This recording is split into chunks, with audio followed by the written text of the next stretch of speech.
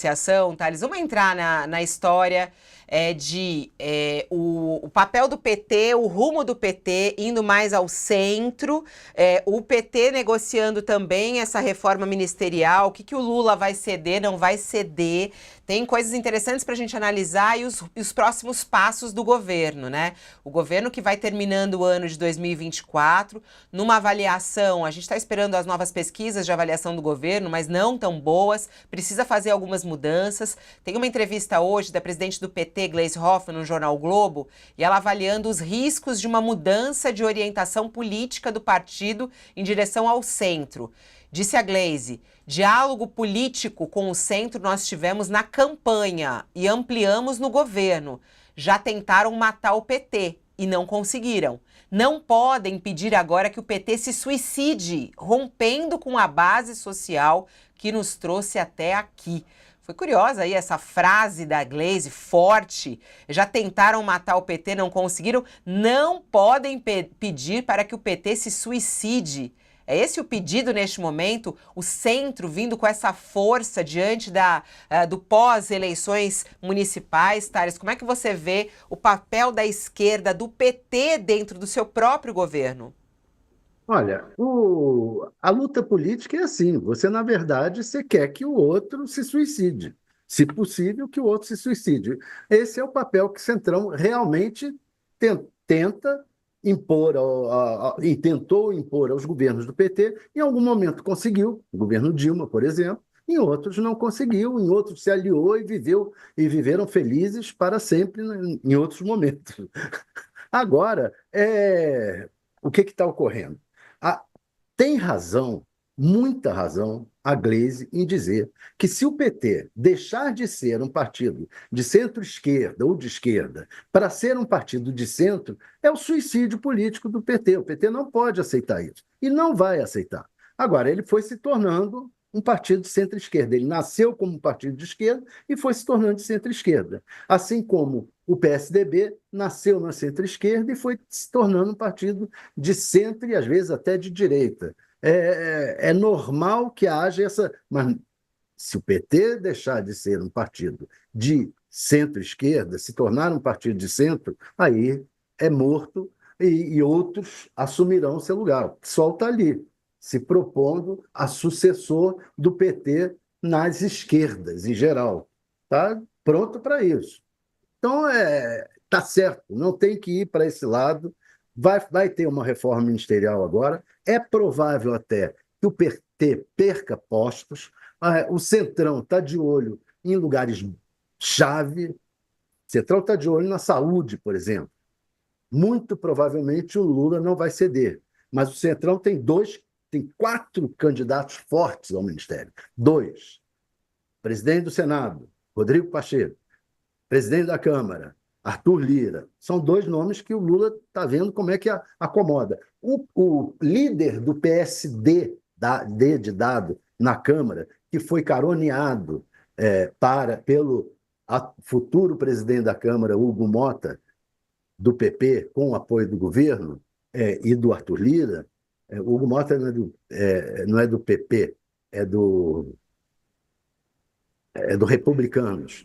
Então, o Antônio Brito, que era do PSD, que é do PSD, está querendo uma vaga. Está querendo uma vaga também o Elmar Nascimento, do União Brasil. Mas o União Brasil tem ministérios, precisa ver o que faz. Tem lá o Juscelino, que é um ministro que deve sair. É preciso que ele saia, porque ele está sendo investigado. Mas o Lula resiste por causa do União Brasil. Se o União Brasil quiser trocar, é uma troca. Comunicação, o próprio Lula está reclamando publicamente da área de comunicação do governo, mas ele não pretende entregar ao Centrão, vai deixar com o PT, porque ele até falou para o PT, precisamos discutir qual o caminho da comunicação no governo. Então, muito provavelmente, fica com o PT. Relações institucionais. O Centrão quer entrar no Palácio. Vai entrar? Não vai entrar? Vai fazer o quê com o Padilha? Vai levar o Padilha para a saúde no lugar da ministra? Tem uma série de mudanças aí a serem feitas. Interessante. Vamos a mais um intervalo para quem está conosco na TV. A gente segue aqui no nosso YouTube, na nossa página no UOL e na TV, é um intervalinho e volta bem rápido. Só trazendo um pouco mais dessa fala da Gleisi Hoffmann. Gleisi Hoffmann, ela é deputada federal, presidente do PT. Tem uma certa influência dentro do governo, no entanto, não é uma porta-voz do governo, como alguns entendem, né? Mas ela continuou na entrevista e disse, ó, o PT não serve para perpetuar as estruturas sociais, políticas e econômicas injustas e excludentes que marcam o país. É um partido de esquerda e assim deve continuar. Isso não impede que converse e faça alianças, como tem feito. A Gleisi Hoffmann, ela está nos últimos meses no comando do partido, a gente sabe que vai ter mudanças, né? Vai ter nova eleição lá no PT, mas ela evitou nessa entrevista indicar um nome para a sucessão interna. Vamos divulgar agora o calendário do processo de eleição. A partir daí começa a discussão. Antes da definição do nome, a gente tem que fazer o debate político sobre o PT. E é isso que vai qualificar o nome para assumir o partido. Bom, desde as eleições municipais, acho que tem tido muita reflexão sobre os rumos do PT. O próprio Lula falou sobre as mudanças necessárias dentro do PT, justamente depois das eleições municipais e do espaço menor hoje que a esquerda e o PT ocupam, né, dentro das prefeituras municipais. E esse encaminhamento ao centro que aconteceu nas eleições municipais trouxe um direcionamento aos partidos, né? E aí é interessante, Josias e Tales, o que a nossa audiência diz aqui. Eu acho que o Lula não deve ir por esse lado, o Lula é o Claudson, o Lula é gente da gente, é alegria, economia, emprego bombando. Aí outros começam a colocar aqui o preço das coisas que estão aumentando. Aí o Rori escreve, o centro só espreme como uva. O que o centro quer dizer? Centro é confusão? Vamos lá, Josias, nessa análise da entrevista da Gleisi, os rumos do PT, quais devem ser os rumos do PT? Deve ter um encaminhamento para o centro? Ou se for para o centro, como diz Gleisi, é pedir para que o PT se suicide? Não, o governo do Lula é um governo de centro-esquerda, não é um governo esquerdista. O PT faz o seu papel, tentando puxar o governo mais para a esquerda. Agora, se as eleições municipais de 2024, deste ano, serviram para alguma coisa, foi para mostrar que o PT precisa, de fato, se cuidar, porque lá em 2022 o Lula só retornou ao Palácio do Planalto por uma pequena margem, prevaleceu sobre o Bolsonaro por uma pequena margem, porque conseguiu alargar a sua coligação, trouxe gente que estava interessada em mandar o Bolsonaro de volta para casa, gente conservadora, e, em outras circunstâncias, não votaria no Lula. E agora, em 2024, ficou entendido que a sociedade brasileira privilegiou os candidatos conservadores, não necessariamente extremistas, bolsonaristas, mas conservadores. E verificou-se, mesmo numa praça como a cidade de São Paulo, onde o Lula tinha vencido a eleição, o Haddad também venceu a eleição, o Haddad perdeu para o Tarcísio de Freitas no Estado, o Lula perdeu para o Bolsonaro no Estado de São Paulo, mas ambos, Lula e Haddad, venceram na capital. Mesmo ali, verificou-se que o eleitorado pobre de São Paulo votou não no Guilherme Boulos, que era o candidato do Lula, mas no Ricardo Nunes, votou em outras alternativas. Então, o eleitorado dá de barato que conquistas que o PT considera como suas, e de fato são, conquistas como Bolsa Família, como benefícios sociais, como BPC, o eleitorado ou parte do eleitorado já incorporou esses benefícios como um dado da realidade. Está querendo outras coisas. Então, houve um encontro agora, neste final de semana, da cúpula nacional do PT. Foi o primeiro encontro da legenda depois desse resultado que foi adverso ao PT nas eleições municipais. Imaginou-se que o partido fosse conduzir uma discussão sobre um reposicionamento.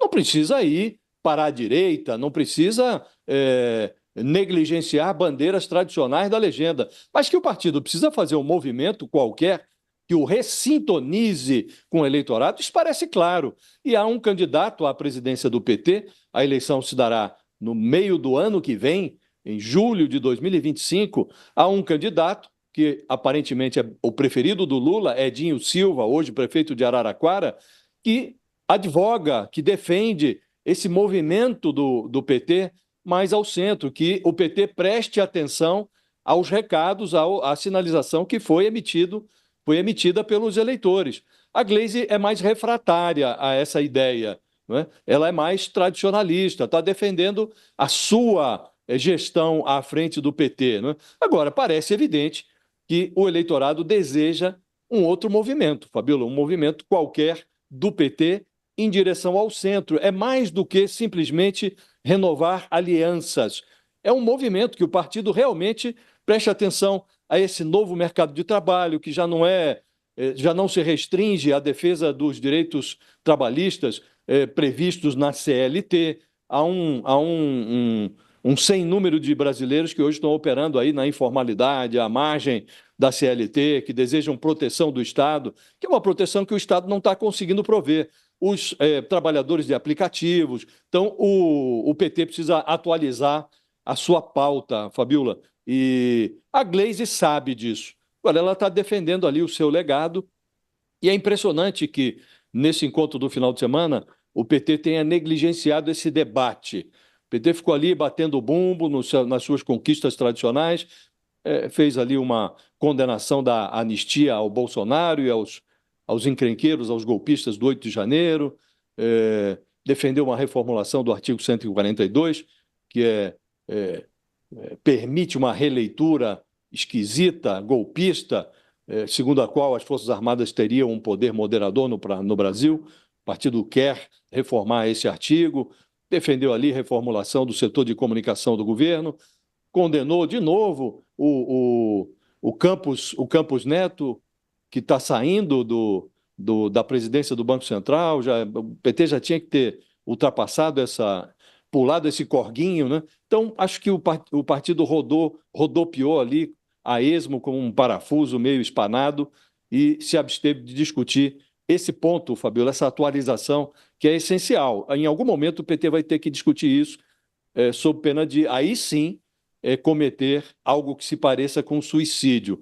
A discussão não mata ninguém e o PT precisa se atualizar, sim. O Ricardo escreve aqui, olha a pressão da mídia já, olha a pressão da mídia em cima do governo. Foi a Gleisi que falou isso, não é a pressão, é a Gleisi que levantou essa história. Ô, Thales, aquele talento, aquele charme que só você tem a chamar o comercial, manda lá, quero ver. Nossos comerciais, por favor. Na hora, quando pede. Vambora. Ó, tem gente falando aqui, a Débora diz, o povo vota no Centrão, aí depois Lula tem que ir lá e proteger os brasileiros? Que história é essa? E a escolha do povo? É muito interessante isso, né, quando se fala, esquerda, direita. O Josias até no abre ali do comentário dele falou, não vejo o governo Lula como um governo de esquerda. Você vê o governo Lula como um governo de esquerda, Thales? Não. O governo Lula é um governo... Eu nem sei se é de centro-esquerda. Ele tudo bem, de centro-esquerda. É uma aliança de setores da esquerda com o Centrão. O Centrão e até setores da direita fazem parte dessa aliança. Então, se torna um governo de centro-esquerda, digamos assim. Mas de esquerda, de jeito nenhum, e muito menos de centro. Muito menos de centro-centro, não é. Ele é um governo que tem pendores para a esquerda, Bolsa Família, essas medidas sociais, vai ter que discutir isso sempre, sempre. Agora está tendo corte de gastos, qual é a discussão? O PT está lá colocando limite, dizendo, não, olha, não dá para cortar o BPC, não dá para cortar o salário mínimo, não dá para cortar as nossas conquistas sociais. Tem razão o PT, ele tem que esticar a corda nesse lado, porque se deixar, o Centrão leva tudo para as emendas parlamentares. Então, tem que dar uma Eu acho que esticada na corda. E nesse ponto que vocês estão analisando, e muita gente está refletindo aqui, e é bacana o que vem aqui da nossa audiência, né? O Caio Rocha faz essa reflexão. E por que o governo não consegue avançar nas suas pautas também mais à esquerda? Justamente pela resistência dentro do Congresso e conseguir levar isso adiante. O quanto é difícil toda essa negociação, né? Ele diz assim, por que o governo não consegue direito para os informais? Por causa dos conservadores. E como lidar com os com os conservadores. Esse é o ponto. Estamos de volta com o pessoal que estava conosco da TV e a gente está falando sobre a